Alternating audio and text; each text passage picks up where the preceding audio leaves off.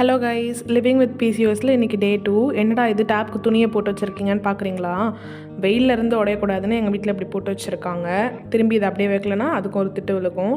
காலையில் எந்திரிச்சதும் என் மகம் மட்டும் ஏன் தான் இப்படி இருக்குன்னே தெரில. எது தேன் கூட்டுக்குள்ளே தலையை விட்டு கொண்டு வந்த மாதிரி கண்ணு மூக்கெல்லாம் வீங்கி போயிருக்கு. சரி, அதை விடுங்க. இன்றைக்கி நாள் ரொம்ப ஸ்மூத்தாக தான் ஸ்டார்ட் ஆச்சு.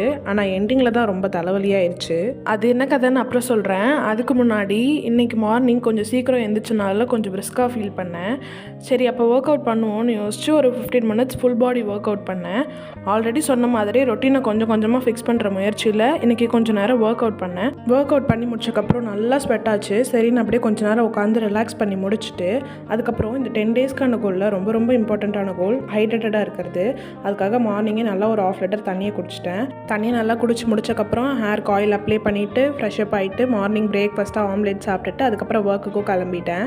3 hours ஒர்க் முடிச்சு வீட்டுக்கு வந்ததும் எங்கள் அம்மா லஞ்சுக்காக எக் கிரேவி பண்ணியிருந்தாங்க. எனக்கு மட்டும் ஆயில் கம்மியாக தனியாக எடுத்து வச்சுருந்தாங்க. அதையும் சாப்பிட்டு முடிச்சுட்டு சைலண்ட் பேஷண்ட் புக் படிச்சுட்டு இருக்கேன்.